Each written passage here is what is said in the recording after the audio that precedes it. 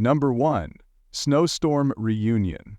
The wind howled outside, shaking the tiny roadside diner like it was a snow globe in the hands of a careless child.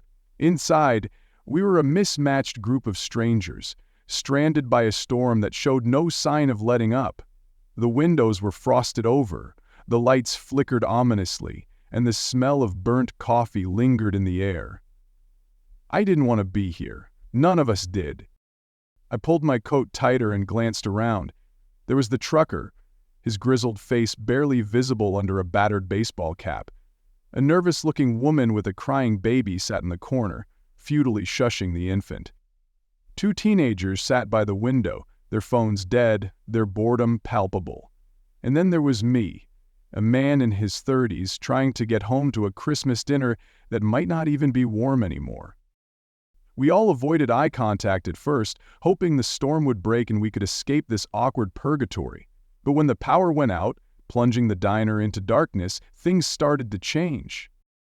"Great," muttered the trucker, slamming his coffee mug down on the counter. "Can't even keep the lights on."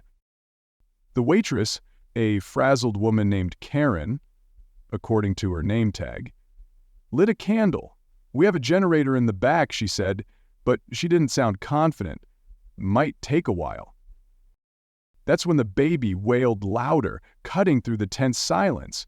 The woman with the infant, pale and visibly overwhelmed, looked around for help, but no one moved. Except me. "Here, let me try," I said, walking over. I wasn't great with kids, but I'd been an uncle long enough to know a thing or two about calming a crying baby. I gently took the child, bouncing him lightly while humming a tune. To my surprise, it worked. The crying subsided into soft hiccups, and the mother gave me a look of pure gratitude. "Thank you," she whispered. "I'm Anna." "No problem, I might," I said. "Rough night, huh?" She nodded, her eyes filling with tears. "I didn't even want to drive today, but my family, well, they're complicated." "Aren't they always?" I said, offering a small smile. "Where were you headed?" "Upstate? My parents' place?" she said. "You?" "Just trying to make it home to Boston." Our conversation was interrupted by the trucker. "Well, since we're all stuck here, anyone got a deck of cards? Or do we just sit here and stare at each other all night?" Karen, still fiddling with the candle, muttered something about board games in the back. One of the teenagers, who hadn't looked up from their sulking, perked up. "Monopoly?" he asked, a spark of hope in his voice. "Let's not ruin Christmas with a Monopoly fight," said the other teen. "How about we just talk?" Talk? The idea seemed ridiculous at first, but with the power still out and the snow piling up outside, it wasn't like we had better options. Karen poured the last of the coffee into mugs, and we all gathered around the counter. Slowly, hesitantly, the stories began to flow. The trucker, whose name turned out to be Earl, went first. "I've been on the road for 30 years, he said, his voice gravelly. "Missed more Christmases than I care to admit. Tonight was supposed to be different. Promised my granddaughter I'd make it home for her first holiday concert." "What's her name?" asked Anna. "Lucy," Earl said, his face softening. "She's 6. Smart as a whip. Always asking questions. 'Why is the sky blue, Grandpa? Why is the moon following us?' I'd give anything to see her face light up tonight." There was a pause, heavy with unspoken empathy, before one of the teens spoke up. "I'm Jake," he said. "This is my sister, Mia. We were headed to our dad's place. Haven't seen him in years." Anna raised an eyebrow. "Years?" Jake shrugged. "Divorce. Long story. He said he wanted to make things right this Christmas. Guess the storm had other plans." As each person shared their story, a strange thing happened. The walls we'd all built around ourselves started to crack. I found myself talking about my own complicated family, how I'd been dreading a tense Christmas dinner with my estranged brother, but now, stuck here, I wished I could be there instead. And then Karen chimed in. "I've worked at this diner for 15 years," she said, her voice tinged with melancholy. "Christmas Eve is always slow. Just a few stragglers like you folks. My son usually comes to visit, but this year—" She trailed off, blinking back tears. "He's in the Navy now. First Christmas apart."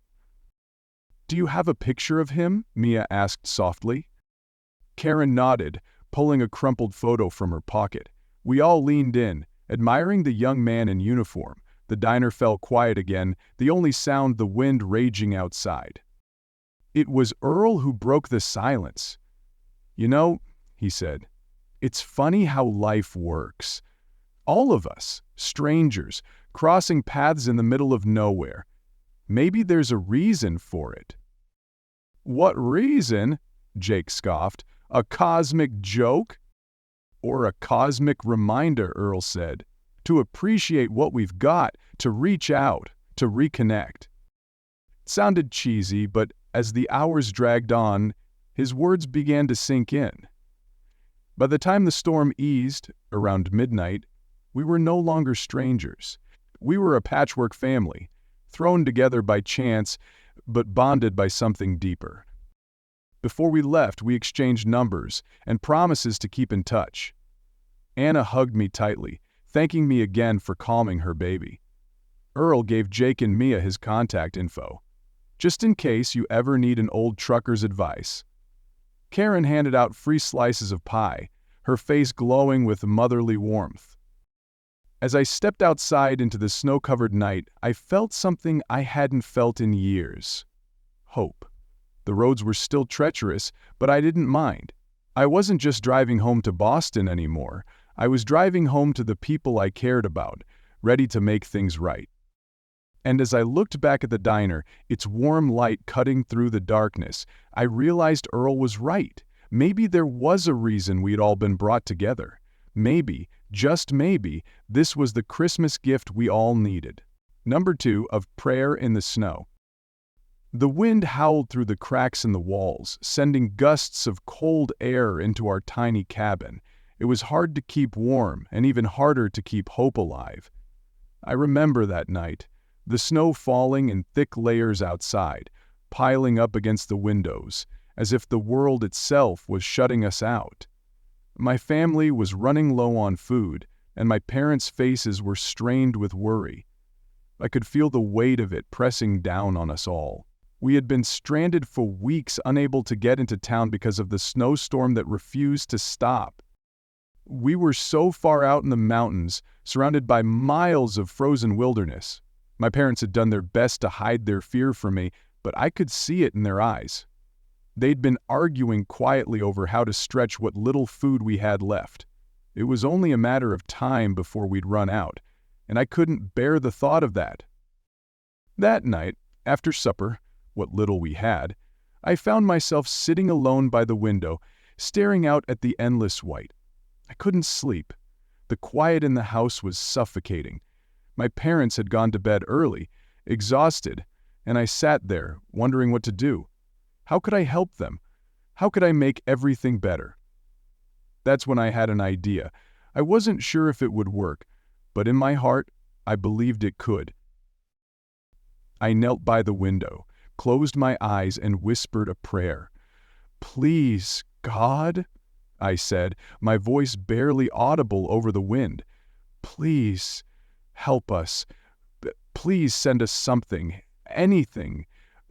We don't have much left, and I don't want to lose my family. Please, please help us."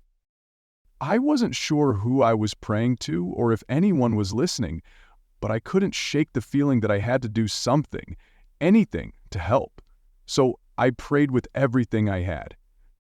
The cold air bit at my skin as I stayed there waiting. For a moment, nothing happened. I opened my eyes and the world outside was still the same, just endless snow.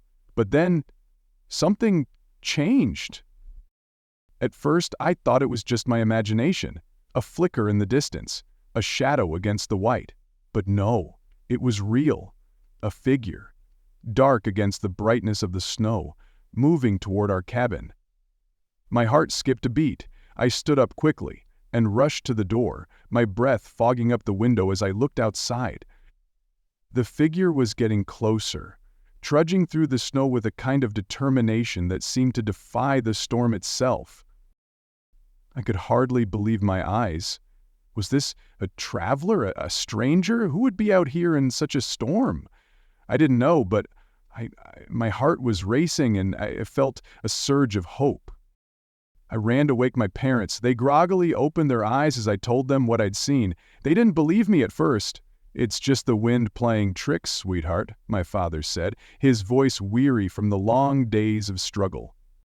But I couldn't shake the feeling that something was about to happen. I urged them to at least check. They reluctantly put on their coats and stepped outside, and that's when we saw it. A man, bundled up in thick layers of clothing, stood at the edge of the cabin. His face was obscured by a scarf and a hood, but his eyes were warm, kind, and in his arms he was carrying something. It was heavy, the shape of it hidden by the cloth, but it was unmistakable. Food. Boxes and bags stuffed with supplies. He didn't speak right away. He simply nodded toward us, and my father stepped forward, hesitant but curious. "Who are you?" my father asked. The man smiled faintly. "I'm just passing through," he said, his voice rough from the cold. "I heard someone might need some help." I could hardly believe it. In the middle of nowhere, in the worst storm we'd seen in years, this stranger had appeared out of the snow just when we needed help the most. He handed my father the supplies, and my mother gasped as she saw what he'd brought. Flour, rice, canned food, things we hadn't dared dream of for weeks. "What's this between exercising and dealing with the feeling of pain?" my father asked, his voice cracking with disbelief. The stranger only shrugged, his face still hidden by the scarf. "I don't need much, just doing what I can." And then, just as suddenly as he had arrived, the man turned and started to walk back into the snow. We all stood there, frozen, staring after him. My mother was the first to speak. "Wait!" she called out, but he didn't turn around. He just kept walking, disappearing into the swirling snow, as if he had never been there at all. We rushed inside with the food, and for the first time in days we had enough to eat. It wasn't just the supplies that filled us, though. It was the overwhelming sense that something miraculous had happened.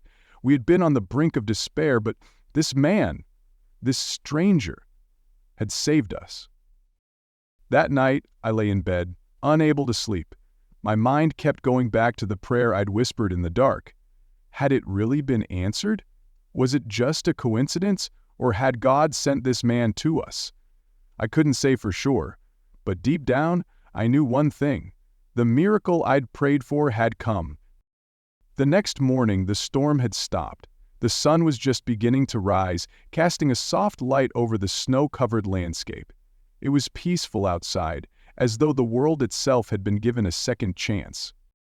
As we prepared to leave the cabin and head into town, I couldn't stop thinking about the stranger. I wanted to thank him, to ask him who he was and why he'd come. But when we ventured into the snow, there was no sign of him anywhere. The tracks in the snow led nowhere. It was as if he had never been there at all. I'll never forget that night. The night my prayer was answered in the most miraculous way. Some say miracles are just stories, but I know what I felt. That man, that stranger, had been sent to us in our darkest hour. He had brought more than just food. He had brought us hope, and with it, the knowledge that no matter how lost we feel, help can come when we need it most. And sometimes, in the quiet moments of life, if we just have enough faith to ask, a prayer in the snow can change everything. Number 3, silent night at the hospital. I'll never forget the Christmas Eve when a miracle unfolded before my eyes in the maternity ward. It was supposed to be just another night at work, long, cold, and busy, filled with the usual blend of exhaustion, worry, and fleeting moments of joy. But that night, something extraordinary happened. Something I couldn't explain.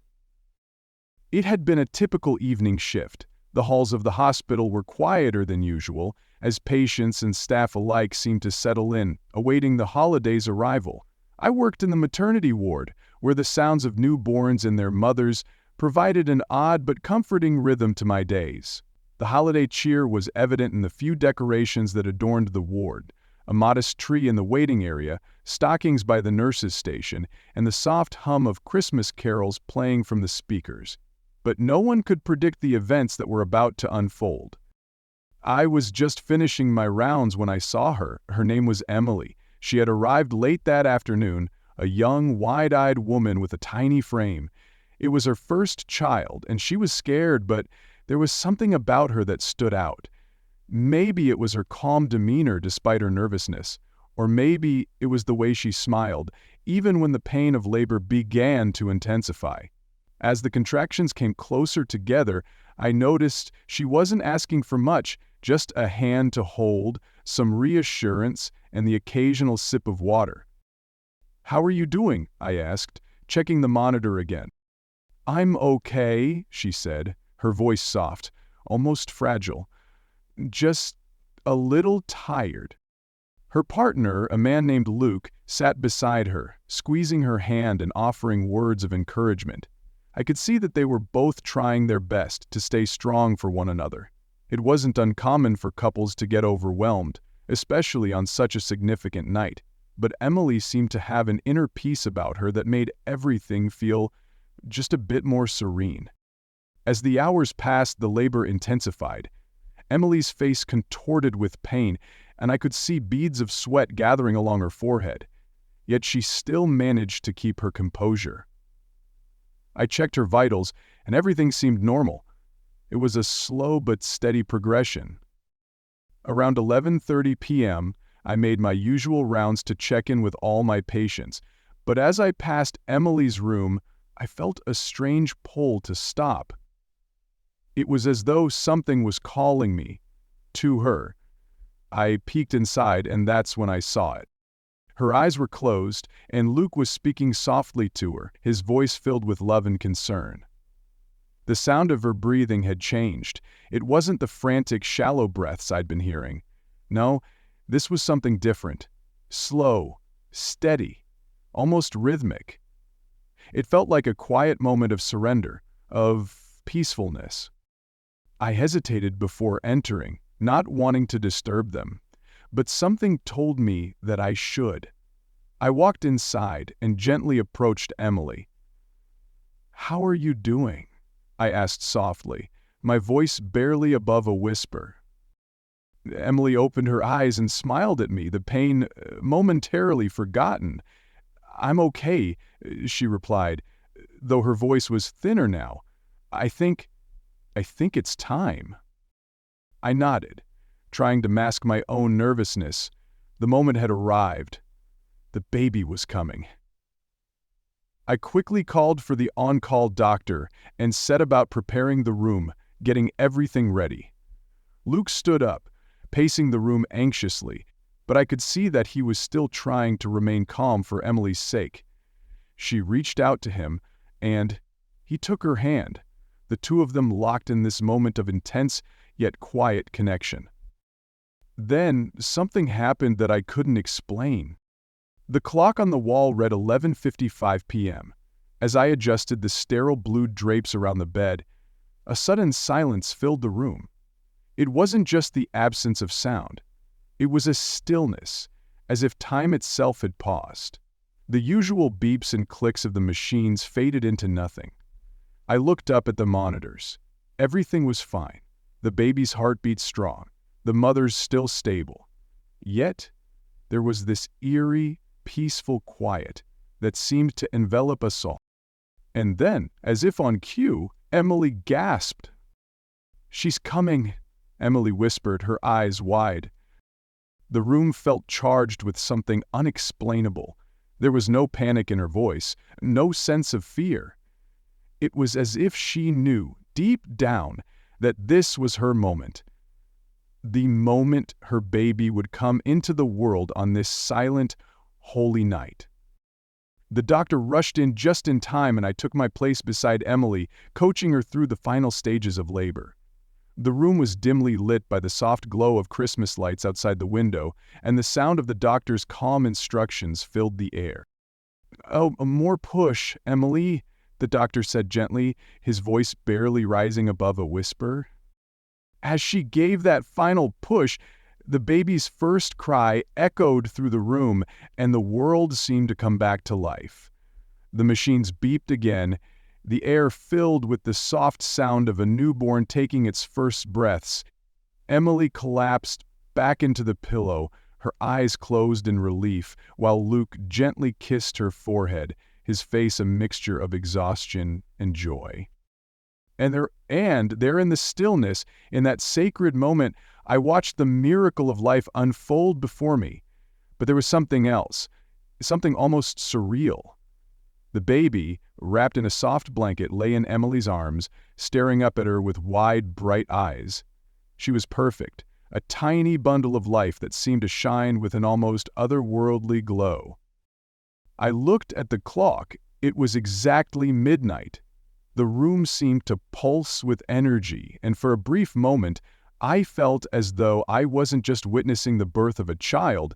It was as if the very spirit of Christmas had manifested in that room, wrapping the new family in warmth, peace, and an overwhelming sense of love. Emily gazed down at her daughter and smiled, tears glistening in her eyes. "Her name is Grace," she whispered. "Her middle name will be Hope." I stood quietly in the corner of the room, overcome with emotion. I couldn't explain it. I've seen thousands of births in my time as a nurse, but this one felt different. The air felt sacred, the stillness profound. In that moment, I realized that the true meaning of Christmas wasn't about gifts or grand celebrations.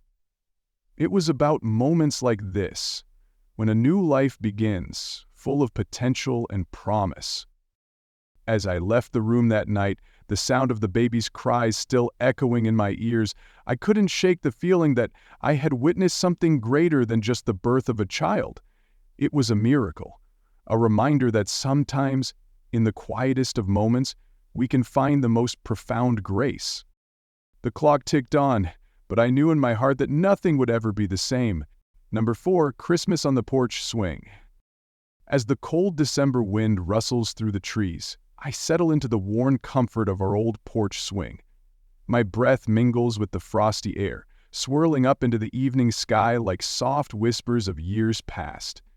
Beside me, Anna, my wife of 50 Christmases, nestles close, her hand wrapped tightly in mine. The warmth of her touch is all I need to shake off the chill. Together, we face the softly falling snow, each flake a reminder of all the seasons we've shared. "I can't believe it's been 50 years, Anna says, her voice a gentle murmur against the stillness of the night. I smile, running my thumb over her knuckles. 50 Christmases, 50 Decembers, full of memories. The swing creaks beneath us, rocking in time with the steady rhythm of our shared history. I look down at the patchwork quilt draped across our laps, each square sewn together from moments of our lives, some happy, others tough, but all part of the fabric that holds us together. I remember our first Christmas, I say softly, the memory coming to life as if it were yesterday.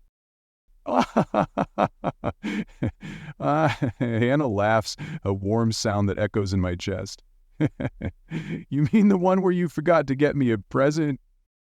"Hey, I had a good reason," I protest, but I can't help but chuckle too. I was young and broke. I thought I could make up for it by cooking dinner. Anna raises an eyebrow, and I can see that she's teasing me, but also fondly remembering my half-baked attempt at a Christmas feast. "You did try," she says, her voice dripping with sarcasm, "but I think we both know that your mashed potatoes were a little unconventional." I wince at the memory of my mashed potatoes, which could only be described as a lumpy disaster. But that Christmas still stands out in my mind, because it was the beginning of something much bigger than any gift I could have given her. This is the first time I've heard that from a guest on the show. Yeah. And I love this clip. "It was a turning point," I say, my voice quieter now. It wasn't about the perfect presents or dinner, it was about being together. Even if it was a mess, we made it work. Anna's head tilts against my shoulder. I guess we always have, even through the hard years. The swing slows to a stop as we both sit in silence, lost in thought. I think back to those early days of marriage, the challenges we faced as we built our life together. There were a lot of years when Christmas wasn't filled with joy. The early struggles of starting a family, the sacrifices we made to get by, the times we thought we might not make it to the next December. I remember the Christmas after Jimmy was born, Anna says, her voice distant, as if she's seeing it in her mind's eye. We were broke, we hadn't decorated the house, and I was so exhausted from nursing him that I could hardly keep my eyes open. I remember, I say, my voice thick with emotion, but you still made it beautiful. You had the tree lit up, and there was love in the room. That's all that mattered. Anna smiles, but it's bittersweet. You were there, and that made it special. No matter what was missing, we had each other. I squeeze her hand, grateful for her strength and the way she always found light, even on the darkest of days. We made it through those years because we had a vision for the future. Christmas wasn't about what we had, it was about who we were. We sit there for a long moment, the night quiet around us. The soft crackle of the fire pit in the distance adds to the peacefulness of the evening. We didn't know then, did we, I ask, how much we'd change over the years, how much Christmas would mean to us. Anna shifts slightly, her eyes glinting in the dim light. I knew that if we held on, if we made it through those early years, that someday we'd look back and say we did it. And here we are, 50 years later. The house is quiet now, the kids grown, scattered in different states, their own families starting their own traditions. But the love we built remains strong, anchored in every Christmas we've spent together. I look at the porch steps where the stockings still hang, a tradition that Anna insisted on even when the kids were long gone. She said it was a way to keep the magic alive for ourselves. We may not need the gifts anymore, she told me once, but we'll always need the reminder of what we've created. As the snow continues to fall, I glance at the lights twinkling softly on the porch, a reflection of how our love has never dimmed. We've had our share of Christmases, some perfect, some imperfect, but every one of them was full of love. I think back to the years when we gathered around the tree with the kids, the laughter, the chaos, and the sense of togetherness that filled our home. But it wasn't just about the presents or the tree. It was about the little things. Anna's laugh as she hung the ornaments, the quiet moments we shared when the kids were asleep, the smell of cinnamon rolls wafting through the house as we prepared for the day. It was about all of it. I don't think we've changed much, I say, breaking the silence. Maybe we've gotten a little older, a little slower, but inside we're still the same. Anna smiles softly, her eyes filled with a mixture of love and nostalgia. You still love me the same way, don't you? More, I reply instantly, my heart full. I love you more now than I did back then. She laughs, the sound of it like music, and for a moment it feels like we're back in our early days, young and full of hope. I feel that same excitement, that same joy, even after all these years. The snow falls heavier now, coating the world around us in a soft white blanket. The night grows colder, but the warmth between us is enough to keep the chill at bay. 50 Christmases, 50 years of love, laughter, and memories. And as I sit here on the porch swing with Anna by my side, I realize something important. Christmas isn't just about the day. It's about the life we've built together, the love that has stood the test of time. I lean my head against hers, feeling the steady rhythm of her breath beside me. We've done well, haven't we? Anna's hand finds mine again, and she squeezes it gently. We've done more than well. We've done it all, together.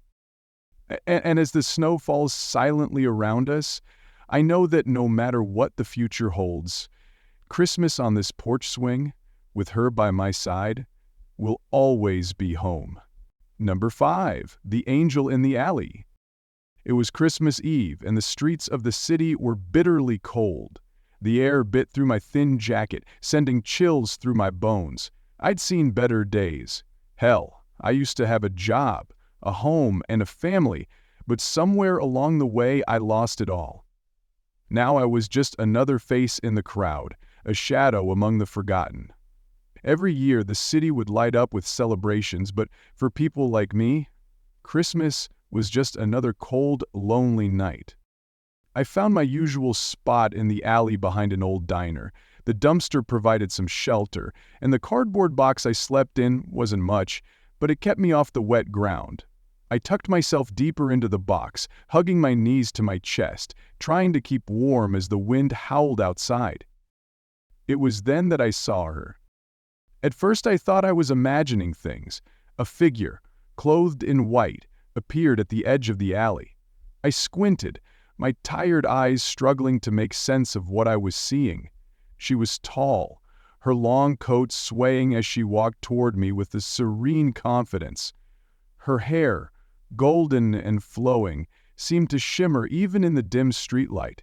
I blinked, unsure if I was dreaming or hallucinating from the cold. But no, she was real. "Hey," I muttered, my voice rough from days without speaking to anyone. "You lost or something?" She stopped a few feet away from me, her eyes soft yet penetrating. I couldn't make sense of them. There was something otherworldly about her, like she wasn't quite of this world.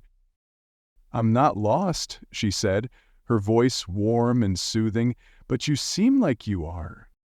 I stared at her, not sure if she was a figment of my imagination or someone who had actually wandered into the alley. I'd seen all kinds of people in this city, but none like her. You got any money?" I asked bluntly, the need for warmth and food overriding any pretense of politeness. I'm not proud of it, but I could use a little help.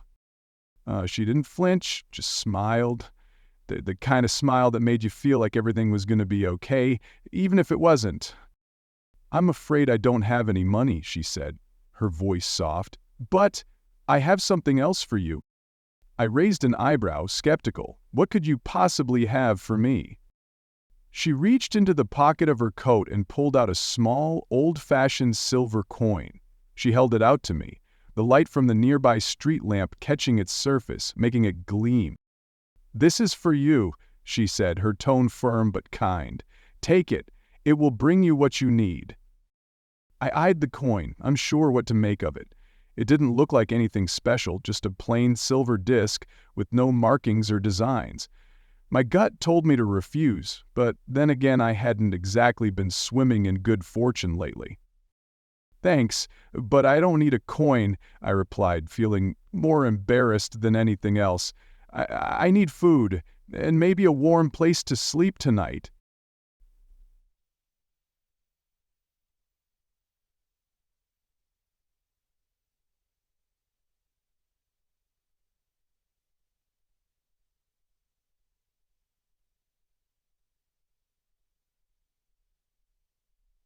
Pleasure and placed the coin in my hand.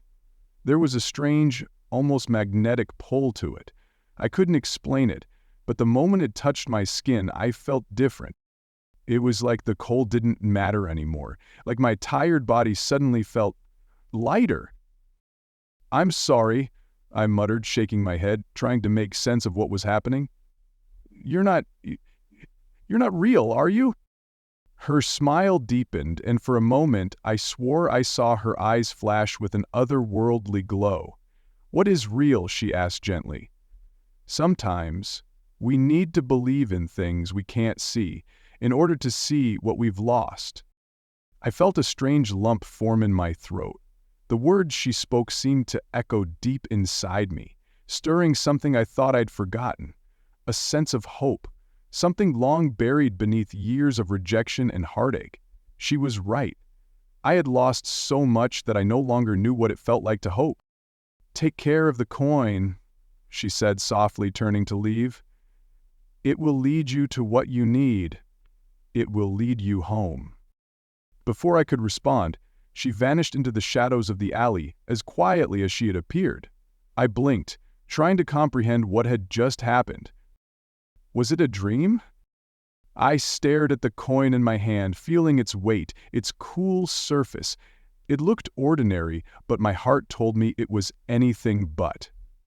I couldn't explain it, but something told me to keep it. I stood up, brushing the dust from my clothes, and looked around. The city seemed quieter now, as if the hustle and bustle had faded into the background. The cold didn't sting as much. My stomach rumbled, but it didn't feel quite as empty as before. I tucked the coin into my pocket and began walking down the alley, the idea of finding warmth and food still in my mind. As I turned the corner, I noticed a brightly lit diner just ahead. I didn't remember it being there earlier, but I figured I must have missed it in my haze of hunger and despair. I pushed open the door and stepped inside, the warmth enveloping me. A friendly waitress waved me over to a seat by the window. "What can I get you?" she asked, her smile genuine. I'll have whatever's warm," I said, still a little stunned by the sudden change of scenery.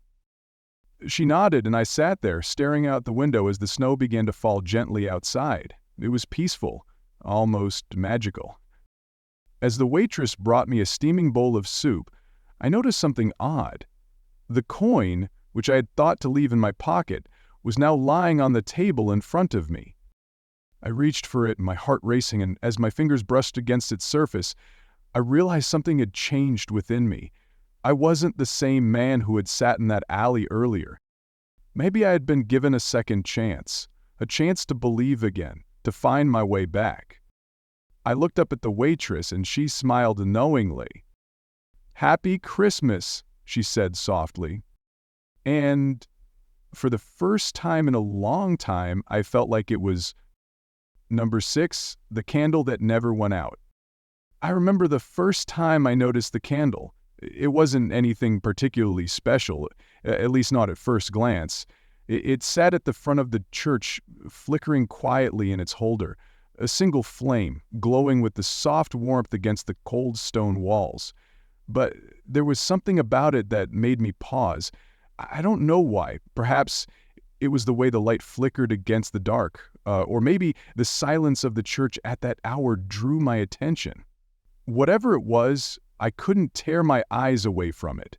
That simple candle, burning steadily amidst the shadows, seemed to hold a secret, one that I would come to understand over the weeks that followed. The church was quiet as always, but that evening the stillness felt heavier, the kind of stillness that weighs on you, urging you to look deeper. As I sat in one of the pews, my thoughts wandered back to a time when I had come here more often. There was a period in my life when I found solace in the simple act of sitting in the church, listening to the quiet murmurs of prayer and the echoing footsteps on the worn floors. It was a place of peace for me, but over the years I had drifted away. Life had a way of doing that, pulling us in directions we never expected. But that candle, it seemed to call me back, gently at first, like a whisper on the wind. The weeks passed, and the candle remained. Each time I entered the church, its small flame greeted me like an old friend.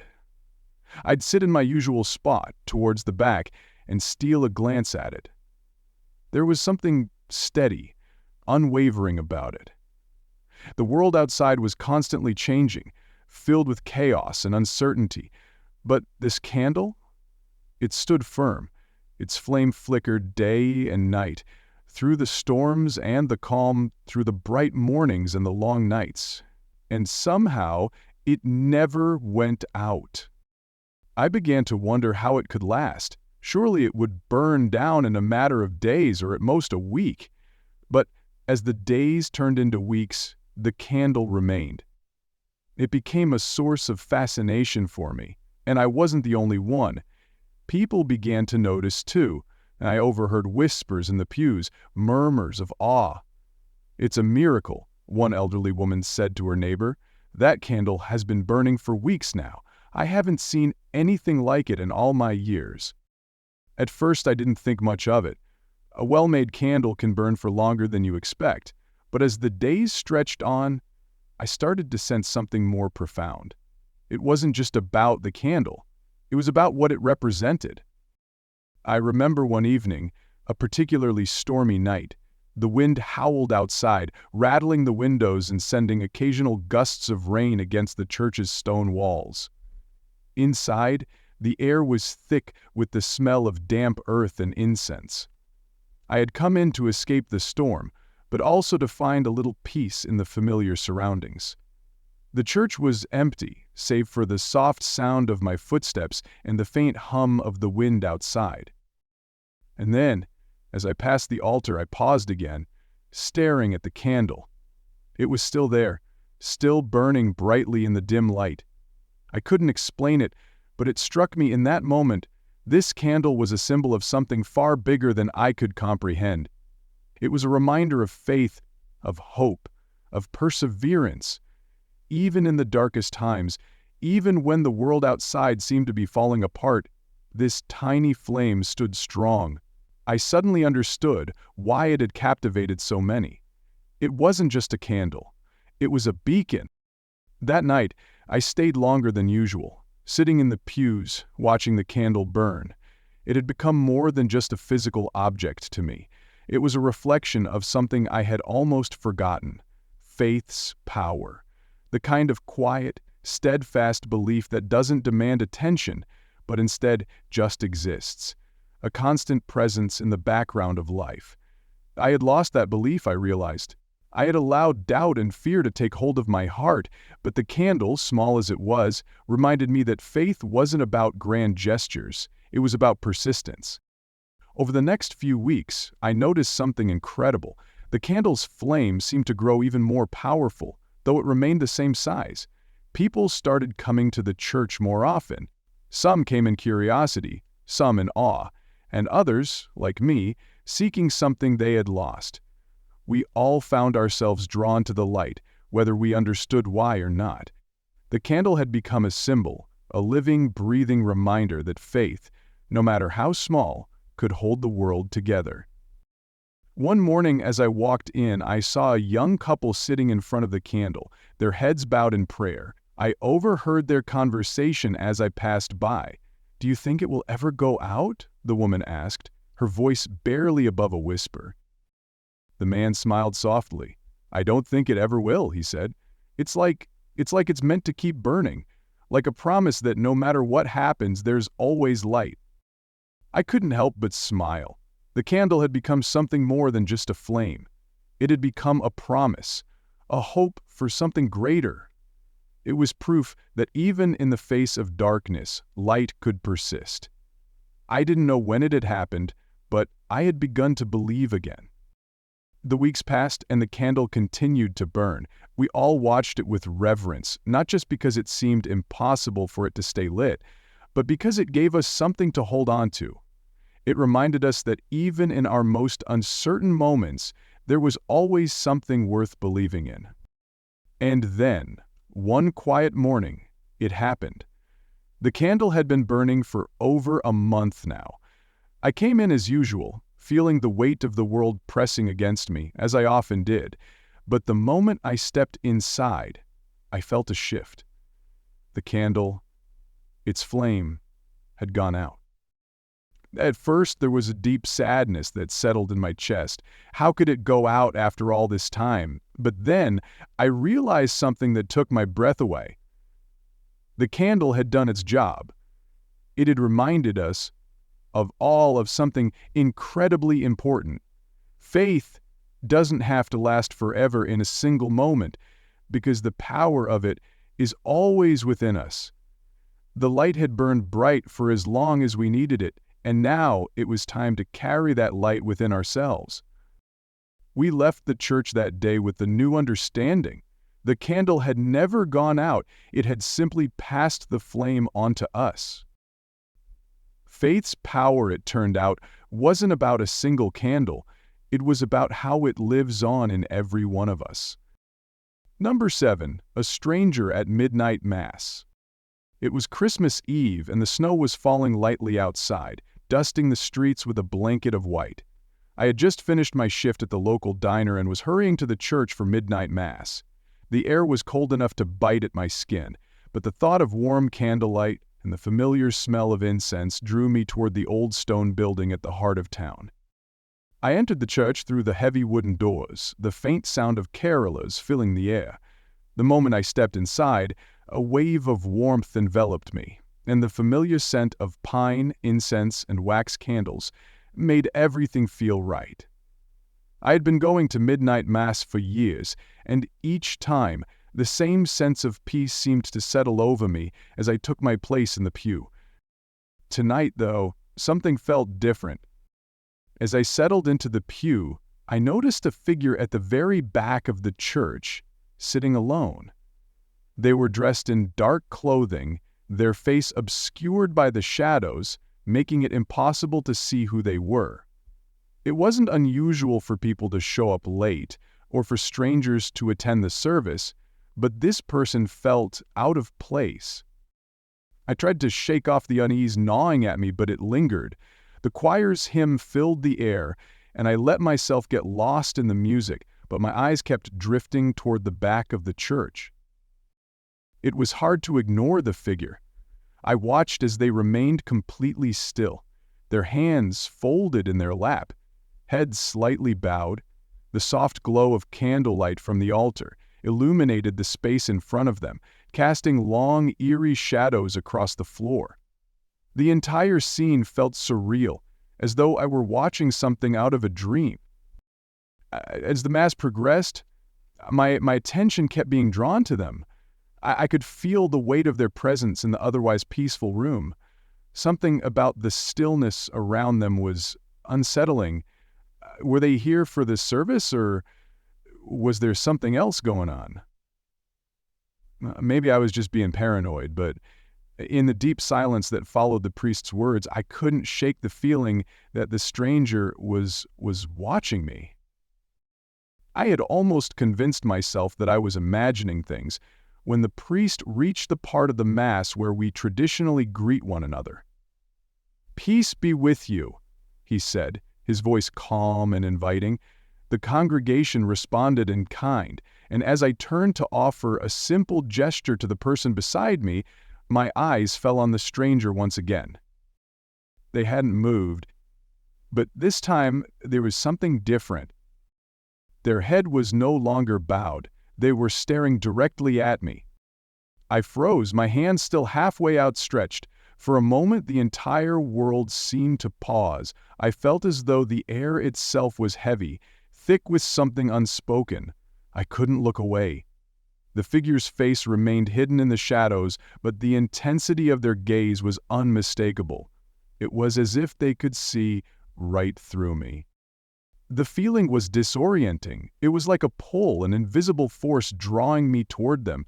Without thinking, I excused myself from the pew and walked down the aisle toward the back of the church.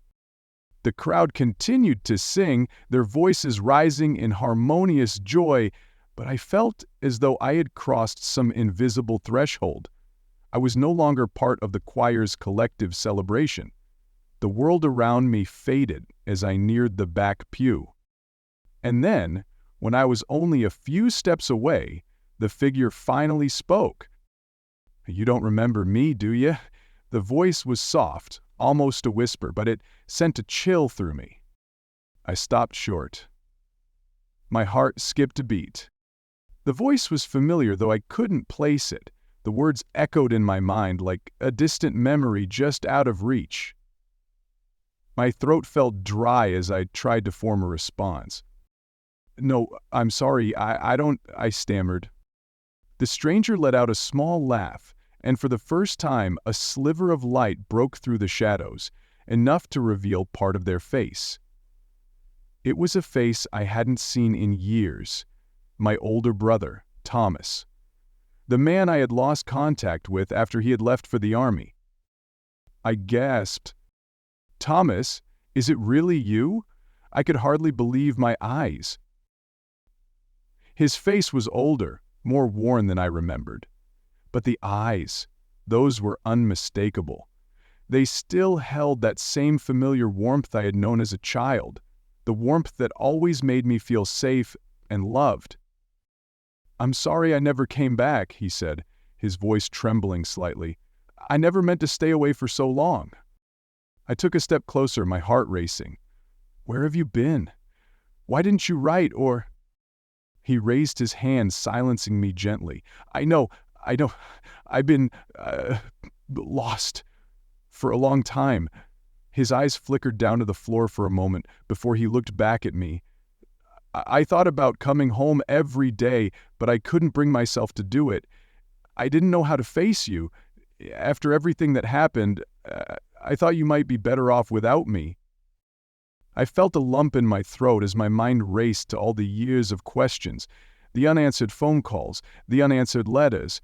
My family had tried to reach him, but he had disappeared without a trace, and we never heard from him again. All those years of wondering where he was, if he was even alive. "And now?" I asked, my voice barely above a whisper. He nodded, his eyes brimming with emotion. "Now I'm here. I needed to see you, to make things right." The sound of the choir's hymn faded into the background, and for a moment, it felt as though the entire world had stopped moving. It was just the two of us, in the dimly lit church, surrounded by memories and unspoken words. I didn't know what to say. I had so many emotions swirling inside me: anger, relief, confusion. But in that moment, there was only one thing I knew for sure. "Welcome home, Thomas," I whispered, stepping forward and pulling him into a hug.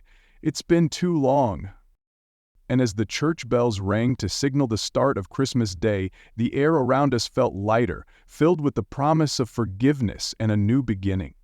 In the quiet of that sacred moment, the stranger at midnight mass was no longer a mystery.